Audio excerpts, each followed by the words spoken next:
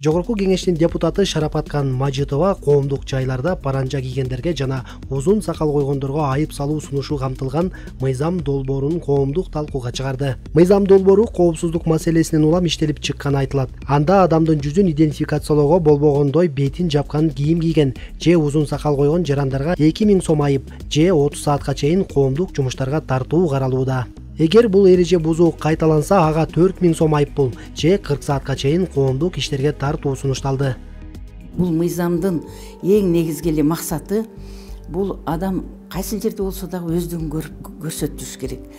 Аял болобу, эркек болобу, ушу өздүгүн даана көрүп турсаң, анан аны менен мамиле кыласың, анан ишенесиң, анан коомдук жайларда эркин, коопсуз жүрөсүң да. Мына кече жакында бир эме тааныштарым келип айтты, кафеге кире калсак, 3 ошондой паранжа жамынган адамдар келип отуруптур дейт кафеге кирсек. Бирөөнүн туфлиси эркектин кийими экен дейт. Колун карасак эркек, мындай эмесин карасак кадимки эле эркек паранжа кийип алган дейт. Анан биз чыгып кетип калдык коркуп дейт. Бул коомдук жайларда ошо паранжа бардык эле адамды кооптондурат да. Паранжа аялдардын баш кийими, аны кийген аялдардын көзү гана көрүнүп, ал тор менен жабылган. Айрым ислам теологдордун пикири боюнча аялдарга жүзүн жашыруунун кажети жок жана муну исламдын буйругу деп айтуу мүмкүн эмес. Ал эми никап аялдардын көзү гана ачылган, калган жүзүн жаап турган баш кийим. Эреже катары ал кара кездемеден жасалат. Айрым мусулман аялдар никапты хиджабтын эң жакшы түрү деп эсептешет. Сунушталып жаткан мыйзам долбоору боюнча Кыргызстандын аалымдар кеңеши билдирүү таратты. Никап паранжа кийүү парз эмес. Азыр хиджабтын деңгээлине да жете албагандар арбын. Андыктан хиджаб негизги парз. Хиджабтын белгилүү бир формасы жок болгондуктан аалымдар ар бир адам өзү жашаган мамлекеттин каада салттарына дал келгендей кийинүүсү туура деп эсептешет. Ал эми сакал коюу ислам дининде сүннөт амалдардан, аны тыкаан таза кармоо адептерден. Исламда кийинүү маданиятын жана сакал коюу адептерин агартуу, түшүндүрүү жолу менен чечүү максатта ылайык деп эсептейбиз. Аталган мыйзамдын негизги максаты коомдук коопсуздукту бекемдөө экени жазылган. Юрист Таттыбүбү Эргешбаева бул мыйзам адам укуктарына каршы келбей турганын билдирди. Мамлекет негизи жалпысынан жарандарга ошо коомдук коопсуздук болуш үчүн өзгөчө мындай кошумчаларды, мыйзамдык демилгелерди аныктоого укуктуу. Эң башынан айта кетиш керек, жарандардын биометрикалык белгилерин аныктоо боюнча профилдүү мыйзам бар. Жарандарды биометрикалык каттоодон өткөрүү боюнча дегеним. Ошонун 5-беренесине таянганыбызда жарандардын бетин, колун, керек болсо бардык денесин идентификациялоо боюнча профилдүү мыйзам бар. Мына ошол мыйзамга таянып, түздөн түз бет жана колдун манжалары идентификациядан өтсө болот деген алдын ала мыйзам тараптан бүгүнкү күндө Кыргызстандын иштеп аткан мыйзамдык платформасында ушул нормалар каралган. Эми бирок профилдүү ошол мыйзамдар эгерде аткарылбаса, кандай жоопкерчиликке тартылат деген маселе боюнча бизде норма иштеп чыгарылбаган болчу. Ошо депутат Мажитова тарабынан ушул демилге кайсы учурда жоопкерчиликке тартуу болот, ушул нерсе Жоруктар кодексинде сунушталууда.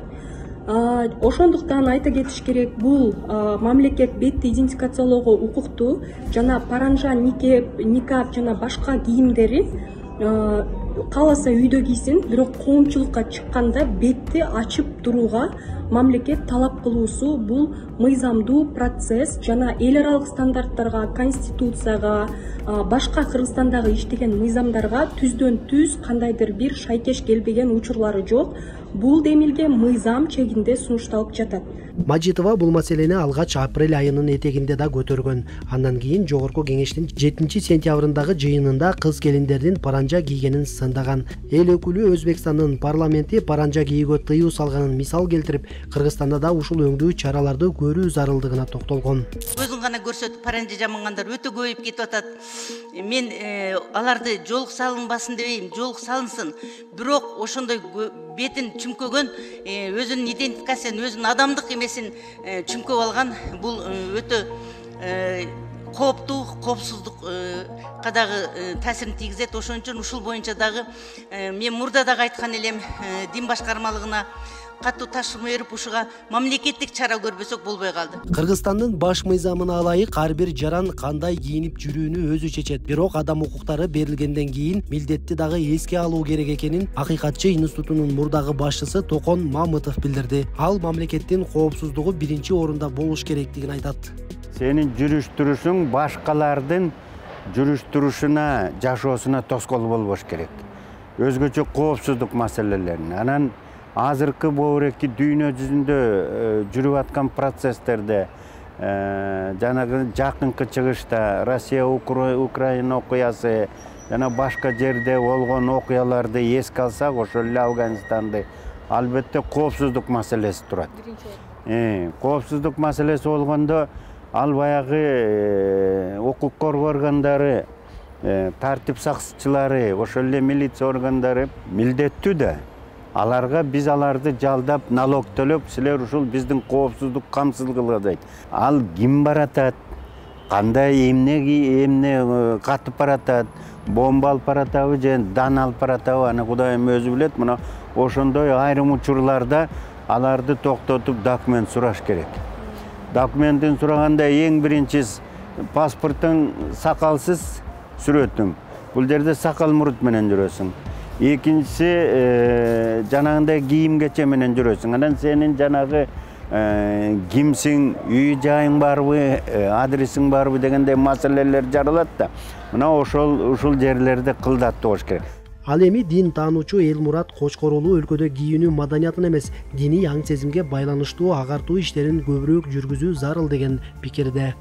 Тыюу салып койсо эле, тыйылып калып, анан ошол азыркы биз кооптонуп аткан көйгөй проблема чечилип калбайт.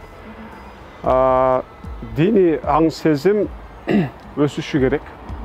Диний аң сезим өсүп, биз диндин, башкача айтканда исламдын эң биринчи бизде көргүсү келген баалуулугу болгон адеп ахлактуулук, билимдүүлүк, этиканын алкагында бири-бирибиздин укугубузга сый урмат менен жашоону сиңире албасак эгер биз аң сезимге, мындай көрүнүштөр көбөйөрөт. Диний көз караштардан паранжа кийгендерге жана сакал коюуга каршы чаралар Борбор Азия өлкөлөрүндө да бар. Алсак Өзбекстанда мурдагы президент Ислам Каримовдун тушунда катаал диний көзөмөлдөр жүргүзүлүп, аялдарга хиджаб оронууга, эркектерге сакал мурут коюуга уруксаат берилген эмес.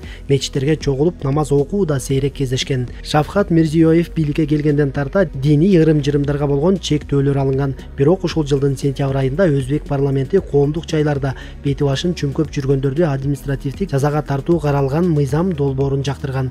Ошондой эле 2021-жылы Өзбекстанда узун сакал коюуга дагы тыюу салынып, көптөгөн мусулман эркектердин сакалдары күчтөп алынган. Коңшу Казакстанда ушул айда Маданият жана Билим министрлиги мектепке хиджаб кийип барууга каршы чечим чыгарган.